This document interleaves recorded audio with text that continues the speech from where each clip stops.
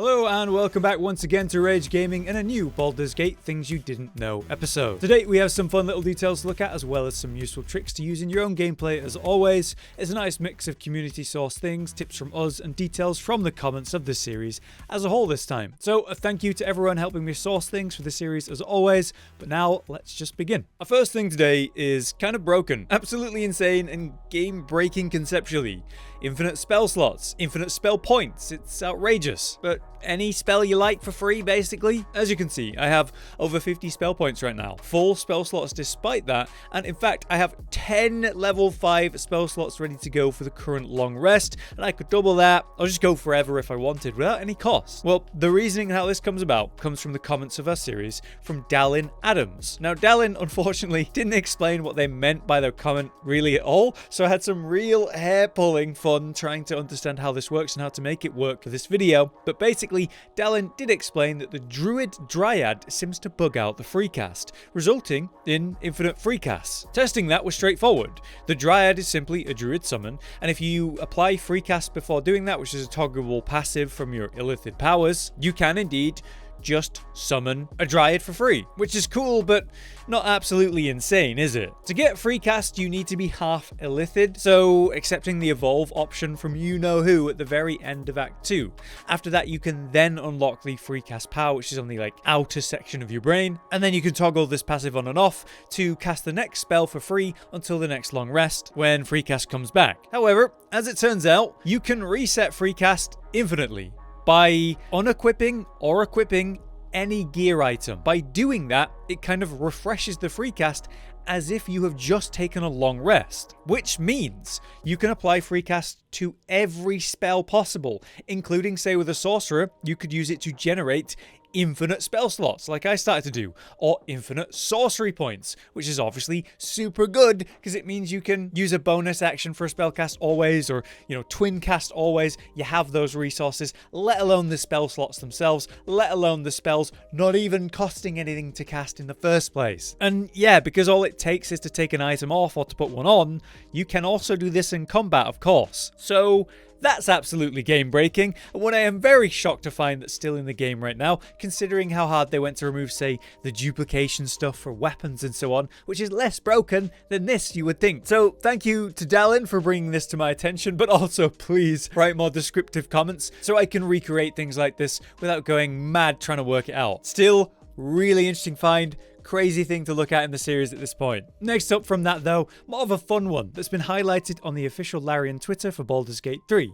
It was Twitter user Panny Arts who posted some funny little clips of harassing poor Gale and Asterion, and then that was retweeted and highlighted by Larian themselves. I really wish I could cast a hold spell on you. Just go for the magic missile and fire away, never fails. Get out of my head. Don't make me go all Edwin Odessaron on you. I should have been a drow. They have such stylish armor. I shot a Swerve Neblin in Menzo Bras just to watch him die.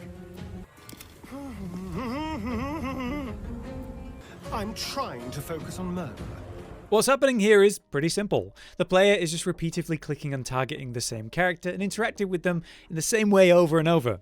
The character reacts to being picked usually by saying something positive in reaction or in preparation for what they assume their incoming move will be. Having said that, Asterion will sometimes be like, "Don't touch me." But that's the idea, they react to you interacting with them. As it turns out, repeatedly clicking on them works like being an annoying sibling or something. You're basically harassing them, poking them, and they will feel and acknowledge it. Another funny little fourth wall break, much like the ones we talked about with Karlach recently. It reminds me a bit of World of Warcraft actually, back in the days of Burning Crusade. I remember as a kid being blown away that I could click on a poor NPC over and over and it would react, getting more and more annoyed as I harass it to a certain point. This is pretty much the exact same thing, I just haven't seen it in a game in a long time, and as simple as it is, it's one that I've never seen or heard of until now. So harass your NPCs and see what they say, I guess. For our next two things, we have a couple from the same person. thanks to Gershie's for these 2 simple tips to use in our gameplays. Firstly, a quick note on hotkeys, which I've underused in my own playthrough. You can set hotkeys for things you dragged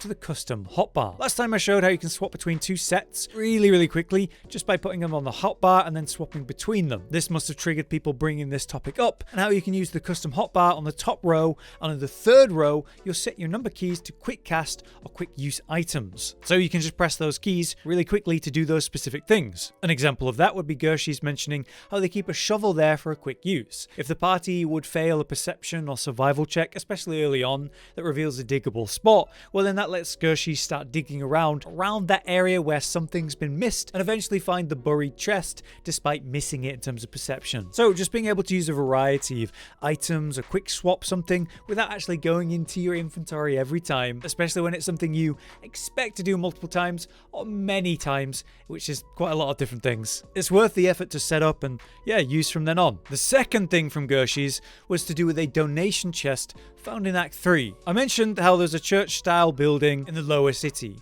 and you can go in there and choose one of the 4 gods and donate for a daily blessing. I believe it's something like 500 gold, but it turns out there's more than just the ones in the Tabernacle Church, one that I've never actually interacted with in that way. It's the wavemother and her donation chest on the left side or west side of the town. The donation chest is much cheaper compared to the 4 I mentioned though. As said by Gershie's, it's just a 5 gold contribution to the wavemother donation chest, which then results in bless until long rest. You could split 5 gold into each party member's inventory and have them drop it off in the collection chest for the buff for everyone each long rest. So yeah, you get bless, the 1d4 bonus to attack rolls and saving throws without anyone having to actually waste a spell slot to cast it or actively be concentrating to achieve and maintain it. And you don't just cast it on 3, you get the whole party for an incredibly small amount of gold, 20 gold if you want everyone to have it. It's pretty insane, and if you happen to miss this chest and mechanic, well, now you know, and it's nice to include that in this series. Moving on then, we have an incredible tip from Desmante in the comments of last time. With a clever combo of a hireling or just a suitable companion you plan to leave in the camp, you can reduce the damage of one of your party members in a very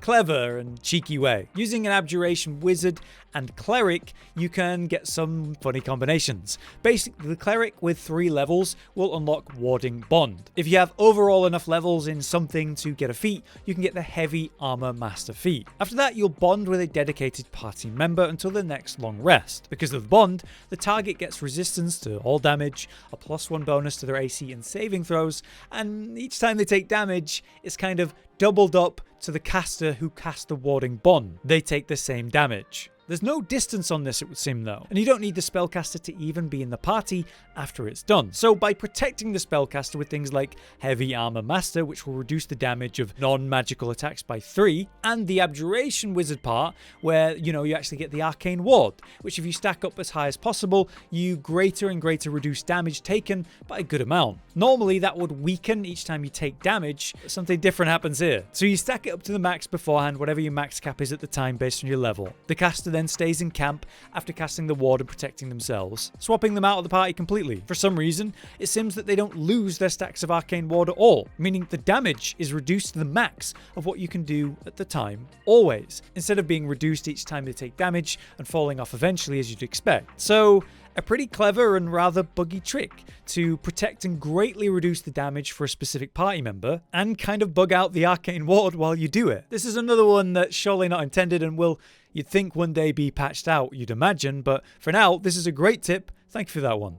But yeah, there you have it. Another set of things you might not have known in this massive game. I wanted to use this chance to reference something I spoke about in the last episode, just quickly. I spoke about 4 weapons you find in the House of Healing in Act 2. Each of these weapons have details with these unique actions that are actually used by the enemies in the boss encounter found here. Basically, what we're highlighting is how it's neat you can find these, look at the details of these weapons, and learn what kind of things you'll have to deal with in that upcoming boss fight if you choose to do it. A little thing to appreciate how much detail Larian put into the game, even though I'm sure a lot of us just convince them to fight each other or even fully defeat themselves, which is a cool thing. Why I mention this is a few people were actually pretty rude in the comments of last time. There was some confusion about what that whole point was about. And basically, I guess it bothered me more because it came from a viewer who actually provided something interesting for the series, and that's really important so we can make these videos. What people seemed to confuse was that the whole conversation was about how it's interesting you can learn these things versus thinking that there were weapon abilities with really high numbers that I was